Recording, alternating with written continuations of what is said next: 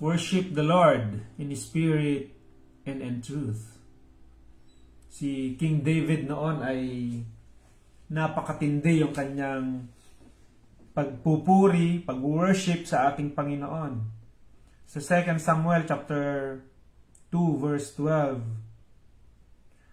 may nagbalita kay Haring David na pinagpalang mabuti ng Diyos si Obed-Edom. Ito'y ikinagalak niya, kaya't kinuha niya ang kaban ng Diyos at dinala sa Jerusalem. Hindi pa man nakalalayo, nakakaanim na hakbang pa lamang ang mga may dala ng kaban, pinahinto na sila ni David at naghandog sila ng isang toro at isang pinatabang tupa. Isinuot ni David ang isang linong ephod at nagsayaw sa harap ni Yahweh. Habang lumalakad ang mga Israelita, nagsisigawan sila sa tuwa at hinihipa ng mga trompeta. Nang sila'y papasok na ng lungsod, si David na nooy naglulundag at nagsasayaw. Amen. Napakatindi ano? Imagine nyo yung nagsisigawan sila sa tuwa. Si David naman ay nagsuot ng magandang kasuotan at nagsasayaw sa harapan ni Yahweh. At yung mga may hawak naman ng trompeta ay sige naman yung kanilang pag-ihip sa kanilang mga trompeta. Talagang napupuno ng pagpupuri yung lugar na yon. Yung grupo na yon ay talagang mararamdaman mo yung pagpupuri nila sa Panginoon. Amen? Na ma-identify mo talaga na sila ay nagpupuri sa atin pong Panginoon. Purihin ng Diyos sa pagpupuri nila yan. Puri muna tayo sa Panginoon din. Awit tayo ng isang awit. When I look into your holiness.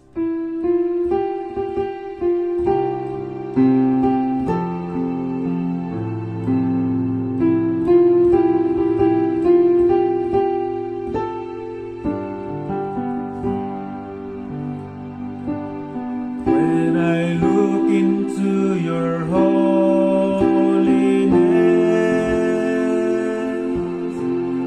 when I gaze into your loveliness, when all things that surrounds become shadows in the light of you, when I found the joy of reaching your heart, when my will becomes enthroned in your love, when all things that surrounds become shadows in the light of you. Simula nga po. When I look into your holiness,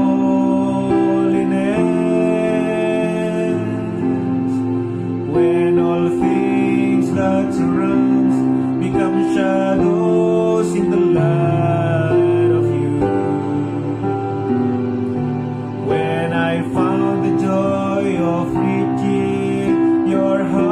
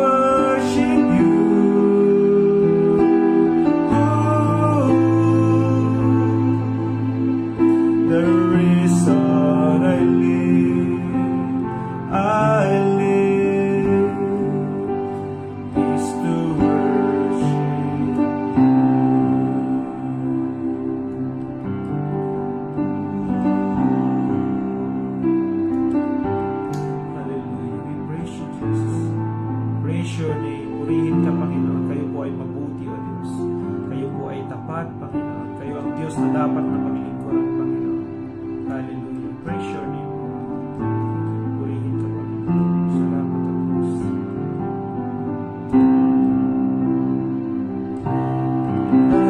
I worship you.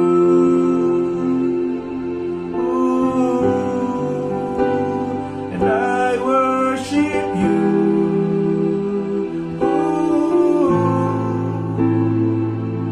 The reason I live is to worship you.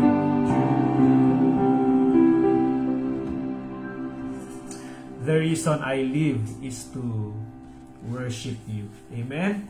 Purihin ang Panginoon. Paano po tayo magpuri sa ating Panginoon? Excuse me.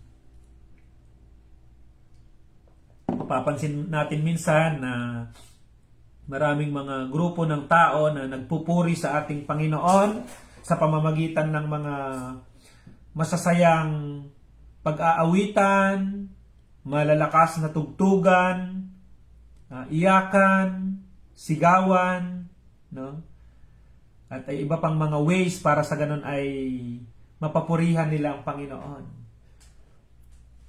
Ngunit paano ba natin matitiyak na kapag tayo ay nagpupuri sa Panginoon ay pagpupuring nakakalugod sa Kanya?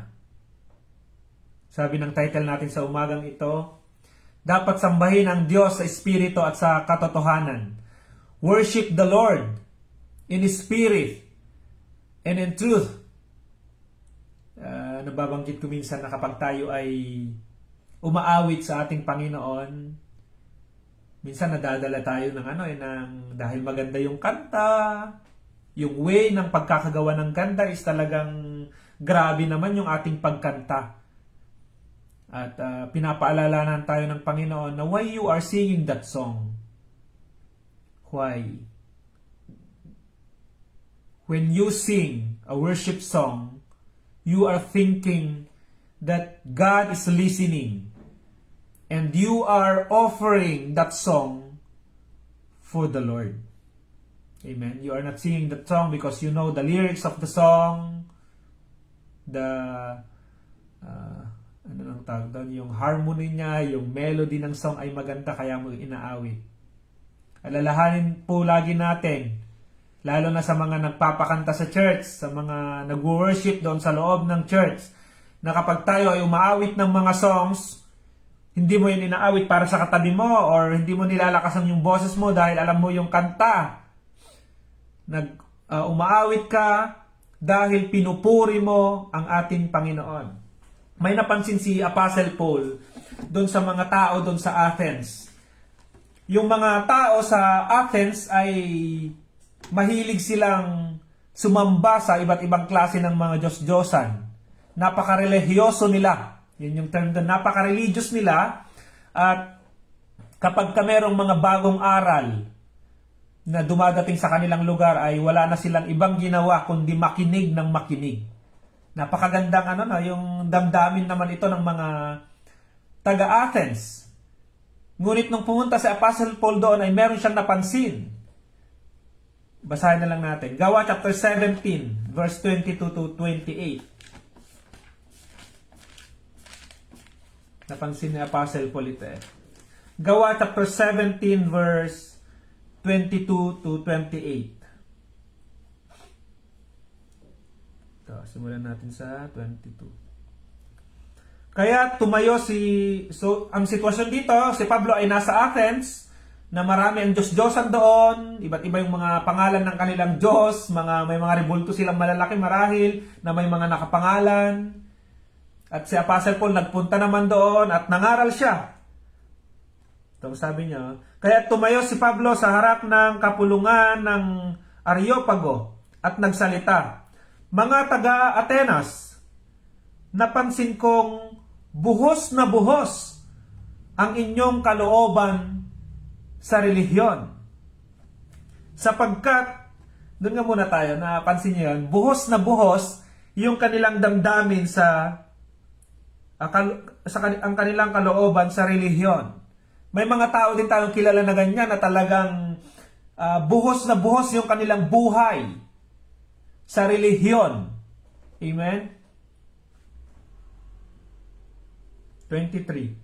Sapagkat sa paglalakad ko sa lungsod at sa pagmamasid sa mga sambahan ninyo, nakakakita ako ng isang dambanang may nakasulat na ganito, sa Diyos na hindi nakikilala. So yung mga Diyos-Diyosan na ginawa nila, nilagyan na nila ito ng mga pangalan. Pero merong isa doon na sinabi na sa Diyos na hindi nyo nakikilala. Ang ganda yung entrada din dito, Apostle Paul, ang Diyos na gumawa, ito na, pinaliwanag niya, ang inyong sinasamba kahit hindi nyo kilala, ang siya kong ipapaliwanag sa inyo. Ang Diyos na gumawa ng sanlibutan at ng lahat ng naroroon, ang siyang Panginoon ng langit at lupa, kaya't hindi siya tumatahan sa mga templong ginawa ng tao. Hindi sa siya'y nangangailangan ng anuman, kaya siya pinaglilingkuran ng tao, sapagkat siya ang nagbibigay ng buhay, hininga at ang lahat ng bagay sa sangkatauhan. Mula sa isa'y nilikha niya ang lahat ng lahi sa balat ng lupa. Itinakda niya ang kanya-kanyang panahon at hangganan. Ginawa niya ito upang hanapin nilang Diyos, baka sakaling sa kanilang pag-aauhak ay matagpuan siya. Ang totoo, hindi naman siya malayo sa bawat isa sa atin. Pinapaliwanag ni Apostle Paul na yung Diyos na kanilang pinaglilingkuran na hindi nila nakikilala ay ito siya. Ang Diyos na siyang lumikha sa lahat ng bagay.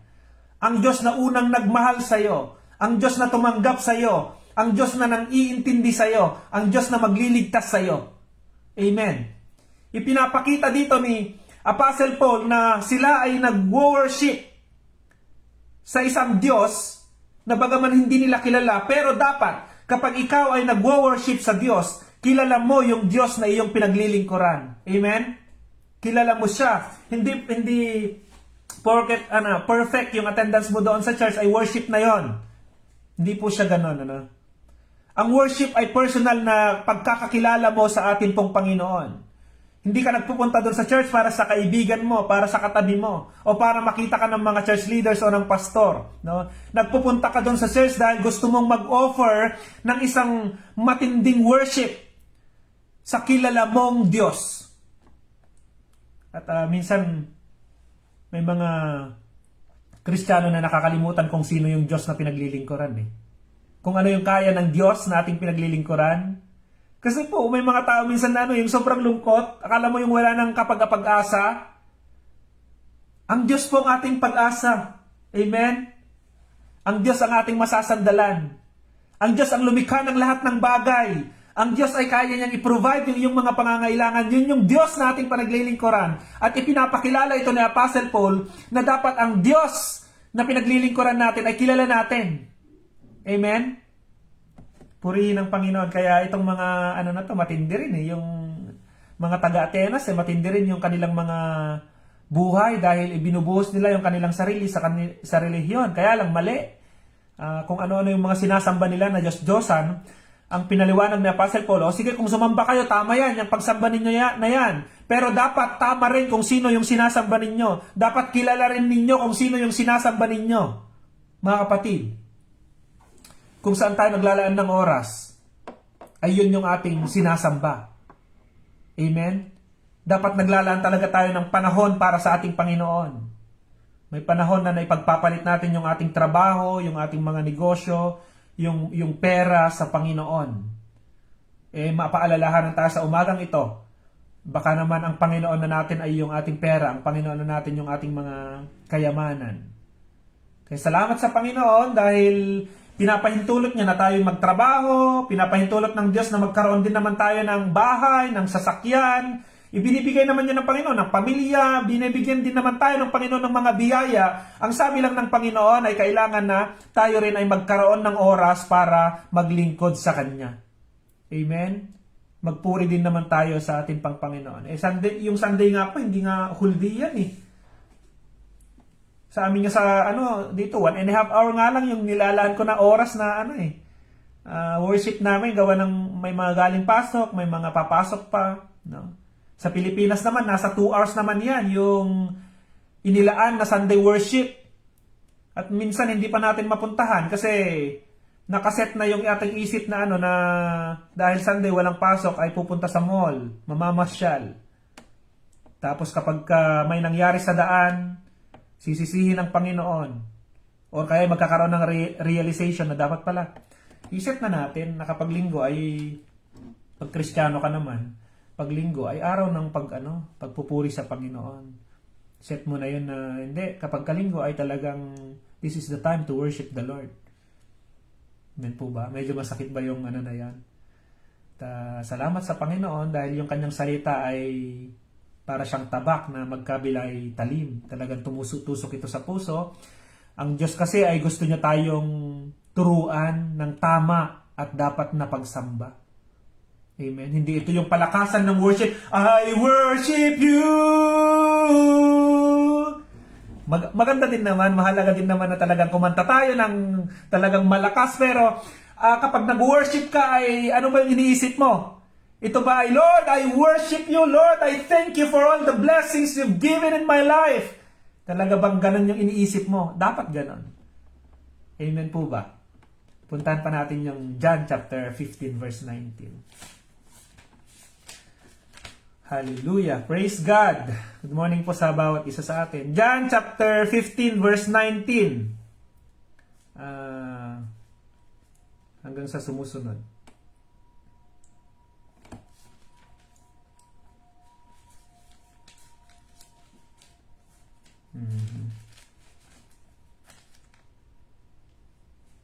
Puntahan muna natin yung unahin natin yung wait lang po, mahanapin ko nga lang po yun.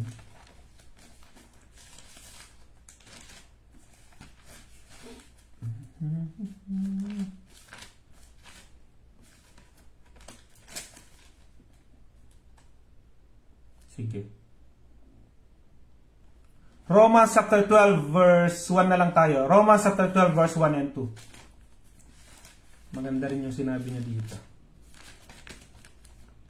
Romans chapter 12 verse 1 and 2. Kaya nga mga kapatid, alang-alang sa masaganang habag ng Diyos sa atin, ako'y namamanhikan sa inyo, ialay ninyo ang inyong sarili bilang handog na buhay, banal at kalugod-lugod sa Kanya. Ito ang karapat-dapat na pagsamba ninyo sa Diyos. Huwag kayong umayon sa takbo ng mundong ito. Mag-iba na kayo at magbago ng isip upang mabatid ninyo ang kalooban ng Diyos kung ano ang mabuti na kalulugod sa Kanya at talagang ganap. Kapag tayo ay nag-worship sa Panginoon, ito ay personal na pakikipag-ugnayan natin sa ating Panginoon. At ang binabanggit dito, ang tamang pag-worship, paglilingkod, pagpupuri sa ating Panginoon ay yung pag-alay natin ng ating sarili. Amen?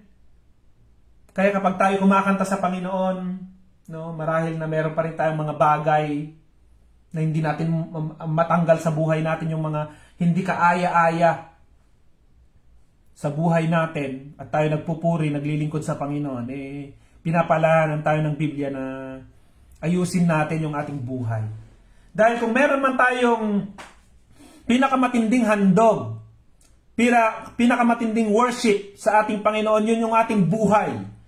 Ang sabi niya dyan na ialay ninyo ang inyong buhay, banal. Una, banal kalugod-lugod sa Kanya. Yung mga pinaggagawa ba natin, yung kung paano tayo magsalita, kung paano tayo mag-post sa Facebook, kung paano tayo kumilos. Lahat ba yun ay kalugod-lugod sa ating Panginoon? Kapag tayo ay nagkwekwentuhan, nagbibiruhan, hindi naman masama yun kasi bilang magkakaibigan, sige, tawanan, biruhan. Kumusta yung mga lumalabas sa ating mga bibig? Ito ba ay nakalulugod pa rin ba ito sa ating Panginoon? Kung paano ka makisama doon sa iyong mga katrabaho, yun ba ay nakakalugod pa rin sa Panginoon? Yung buhay mo ba ngayon ay nakalulugod sa Panginoon? Amen? Itong mga taga-Atenas, buhos na buhos ang kanilang buhay sa relihiyon. Ngunit napansin na Apostle Paul na hindi sa totoong Diyos. Baka naman napakasipag natin na pumunta sa church. Baka naman napaka-active natin sa lahat ng mga gawain. Pero yung personal naman na buhay natin ay ating napapabayaan. Kaya muli, salamat sa Panginoon sa kanyang pagpapaalala ngayon. Na tayo ay mamuhay, una banal, kalugod-lugod sa Kanya, at itong karapat-dapat na pagsamba ninyo sa Diyos. Huwag kayong umayon sa takbo ng mundong ito. Paano ba ngayon umikot yung mundo? Paano tumakbo ang mundo? Example na lang, kapag ka merong naninira, tapos ikaw naman, sige, pinatulan mo naman, yun yung mundo eh. No? Ano pa? Ang mundo ngayon ay nakafocus sa pagpapayaman. At iniisip na yung mga maiipon nila sa mundong ito ay talagang makakatulong sa kanila na, mga kapatid, hindi naman masama na ikaw ay magsumikap. Ang sinasabi ko lang po, ang masama ay ipagpalit mo ang Diyos sa mga bagay na ginagawa mo dito sa mundong ito. Na tulad ng ikot ng mundong ito, na kung saan ay ang mga tao ay aligaga, busy sa pagpapayaman, at nakakalimutan na nilang maglaan ng oras sa ating Panginoon. Darating ang panahon, babalik tayo sa Diyos eh. At sabi yung mga kayamanan natin, yung lahat ng meron tayo, hindi na tatanungin ng Panginoon sa langit kung ano yung natapos mo, doctorate ka ba, masteral ka ba, no? Tatanungin ng Panginoon kung paano ka namuhay sa mundong ito, kung paano ka naging banal, kung paano nagamit yung buhay mo sa paglilingkod sa ating Panginoon. Hallelujah. Salamat sa Panginoon sa ating mga trabaho, pero huwag sana yung trabaho natin ang humadlang sa paglilingkod natin sa ating Panginoon. Huwag sana yung mga na-receive natin, yung mga meron tayo, ang maging dahilan na hindi na tayo makapagbigay ng oras sa ating Panginoon. Mga kapatid, kumusta yung worship natin sa Panginoon? Kumusta yung ating pagbabasa ng ating mga Biblia? Kumusta yung ating personal devotion? May inalaan na pa ba tayo na oras na paglilingkod sa ating Panginoon? Amen? Alam nyo, nakikita kasi yan ng Panginoon. Kahapon, pinag-usapan namin si Cornelio sa Gawa chapter 10. Sa Cesarea may isang lalaking nagngangalang Cornelio, kapitan ng isang kumpanya sa kohorte Italyana ng hukbong Romano. Ang tao ito'y sumasamba at may takot sa Diyos, gayon din ang buong sambahayan niya. Palagi itong nagbibigay ng tulong sa mga Hudyo at laging nananalangin sa Diyos. Minsan mag-iikatlo ng hapon, nagkaroon siya ng isang pangitain, kitang-kita niyang pumasok sa bahay niya ang isang anghel ng Diyos at tinawag siya. Siya'y tumindig at takot na sumagot, "Ano po iyon, Ginoo?" Sinabi sa kanya ng anghel, "Kinalugdan ng Diyos ang iyong mga dalangin at ang ginagawa mong pagtulong." Mapapansin mo na yung mata ng Diyos ay nakatuon doon sa kanyang mga lingkod. Amen? Ang Diyos ay nakikita niya ang bawat isa sa atin. Kilala niya kung sino ka at kung ano yung ginagawa mo. Kaya nga napansin niya itong si Cornelio na matindi yung nito, pagtulong nito sa kanyang kapwa. Amen? Napansin, nalugod ang Panginoon. Kaya ang tanong din natin ngayon, mga kapatid, yung mga ginagawa natin na paglilingkod sa bayan man yan, in any ways No, pwede kang maglingkod kasi sa Panginoon. Paglingkuran mo yung kapwa mo. Kung may nangangailangan, tumulong ka. Amen? Kung may humihingi sa'yo ng advices, ng panalangin, ipanalangin nyo sila, advisean nyo sila ng pinakamabuti. Lahat ng ginagawa mo naman ay nakikita ito ng Diyos. At sabi ng Colossians 3:23 na, "Whatever you do, do it heartily for the Lord." Ano man ang ginagawa ninyo, gawin ninyo na parang sa Diyos ninyo ginagawa. Kaya kapag kayo ay nagtatrabaho, ay gawin niyo yung pinakamabuti na parang sa Diyos ninyo ginagawa. Amen. Kapag kayo ay tumutugtog sa church, tumutugtog para sa Panginoon, gawin ninyo yung pinakamabuti. Give your best sa paglilingkod sa Panginoon. Mga church workers, magsipag tayo sa Panginoon. Tanggalin na natin yung tampurin. Mga tampo. May mga matampuhin sa church na kapag may nabanggit yung pastor na galing naman sa Biblia at nakasakit sa kanila sa susunod na linggo, naku po, wala na. Kaya itong si pastor, magbibisita ngayon. Bakit wala si sister na ganito? Papasyalan niya ngayon kasi matampuhin. No? Dapat ba sa isang lingkod ng Panginoon ang magiging matampo? Matampuhin? Hindi na-attend ng church kasi nasaktan siya ng kanyang kapatiran, naparinggan siya, feeling niya naparinggan siya ng pastor, feeling siya ay, huwag kasi kayong mag-focus sa mga kapatiran sa church. Huwag kayong mag-focus sa pastor kasi yung pastor na yan, nagkakamali din yan. Ang role lang ng pastor ay talagang ibahagi yung salita ng Panginoon sa pinakamabuti. Mahalaga din talaga na si pastor ay maging good example sa mga tao. Ngunit isipin natin na hindi lang si pastor ang dapat na maging mabuting halimbawa sa mga kapatiran. Ikaw din. Kaya kapag natitempt ka na pulaan yung mga kapwa mo, yung may nakikita ka na pagkakamali sa mga kapatiran o sa mga tao sa paligid mo, unahin mong tignan yung iyong sarili kung ikaw ba ay perfect ka ba, no? O feeling perfect lang. Hindi pwede sa Kristiyano yung ganong paningin sa sarili. Sabi ng Philippians chapter 2 verse 4 na huwag niyong isipin na kayo ay mataas kaysa iba. Magpakababa kayo tulad ni Jesucristo. Amen? Purihin ang Panginoon. Sabi sa Hebreo 12:1, yamang naliligid tayo ng makapal na saksi, iwaksin natin ang kasalanan at ang anumang balakid na pumipigil sa atin, at tayo'y buong tiyagang magpatuloy sa takbuhing nasa ating harapan. Binigyan tayo ng Panginoon ng kanya-kanyang takbuhin na dapat tayo ay magtapat sa Panginoon, magpatuloy sa paglilingkod. Ituon natin ang ating paningin kay Jesus na siyang pinagmulan ng ating pananampalataya at siya ang nagpasakdal nito dahil sa kagalakang naghihintay sa kanya, hindi niya ikinahiyaang mamatay sa krus at siya ngayon nakaluklok sa kanan ng trono ng Diyos. Isip-isipin ninyo kung gaano ang tiniis niyang paglaban ng mga makasalanan upang hindi kayo manlupaypay o panghinaan ng loob. Huwag kayong manlupaypay na para bang walang kapag-asa. Alam niyo yung mga pagsubok ngayon na pinagdadaanan po ninyo, alam na yan ng Diyos.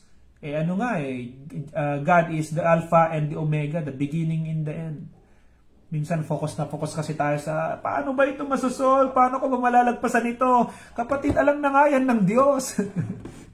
Amen. Hindi ko naman iniitsipwera yung damdamin natin minsan na talaga namang mahirap yung mga pinagdadaanan natin na sitwasyon.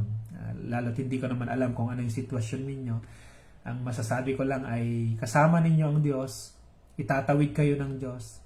Alam na ng Diyos yung solusyon sa bawat pagsubok, sa bawat problema na inyong pinagdadaanan. Kaya malaga magpatuloy tayo na maglingkod sa ating Panginoon dahil ito yung pinakamaganda at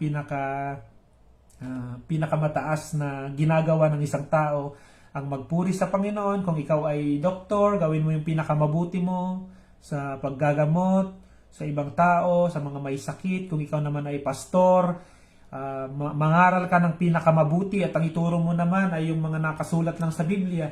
Kung ikaw naman ay church worker at kung anumang ministry ang hawak mo ngayon, ay magtapat ka doon.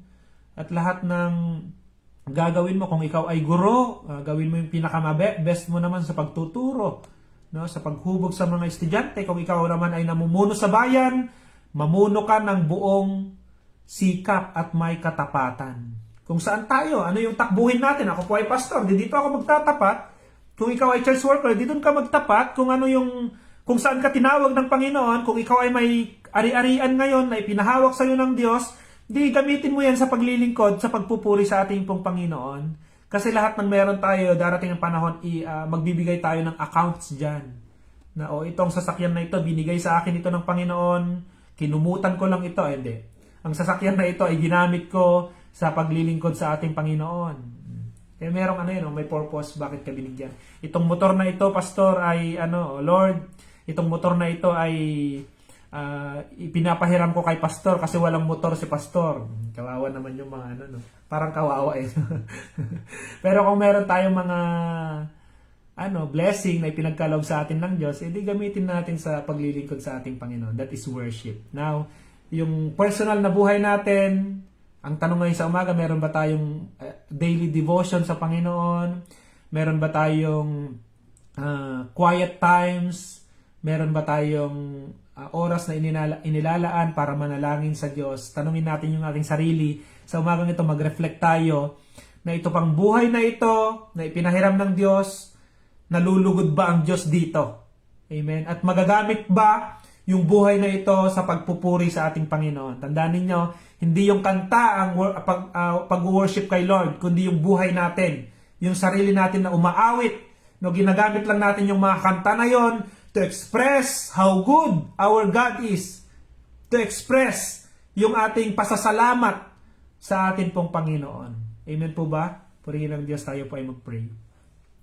Lord, salamat sa umagang ito, pagpalain yung bawat nakinig, Panginoon. You know the desire of their hearts na gusto rin nilang makapaglingkod sa inyo, gusto nilang lumago sa buhay pananampalataya, Panginoon, at magkaroon sila ng deep and personal relationship with you, O God. Yung kanilang commitment, Panginoon, hindi na sila kailangang laging pinapaalalahanan ng pastor para magsimba, para magbasa ng Biblia, para manalangin, Lord. Kapag meron po silang personal na relationship sa inyo, sila na mismo ang magkukusa, Panginoon, na maglalaan ng oras para manalangin, para magbasa ng inyong mga salita, Panginoon. Palaguin niyo po ang bawat isa, O God, ang aming mga buhay ay magamit sa pagpupuri, sa paglilingkod sa inyo, Panginoon. Kayo po ang aming Diyos.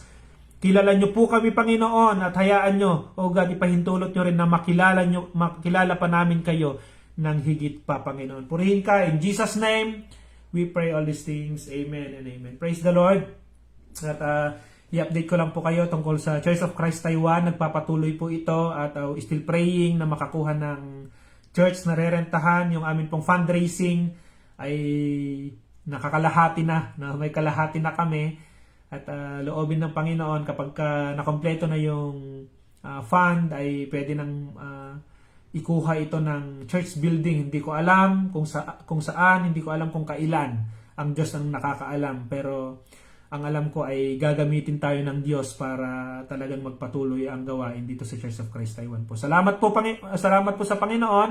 At ginaganap po ang Church of Christ Taiwan Sunday Worship every Sunday po yan. Regular yan. 9:30 hanggang 11 lang po yan. At meron na rin kasamang Lance Fellowship.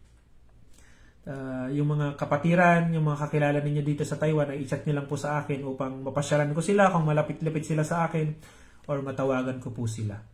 Salamat po. Gayun na rin, papasalamat din ako sa buhay ng kapatid na si Kuya Roel, si Ate Maricel at si Monique dahil kapag hindi kami nakakapunta doon sa park ay doon kami tumutuloy, nag-worship doon sa kanilang kwarto, sa kanilang bahay na inuupuahan.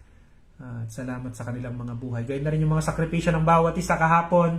May mga kasama rin kami na nanggaling pa sa Tainan. Sila Sister Cindy, sila Sister Mayan.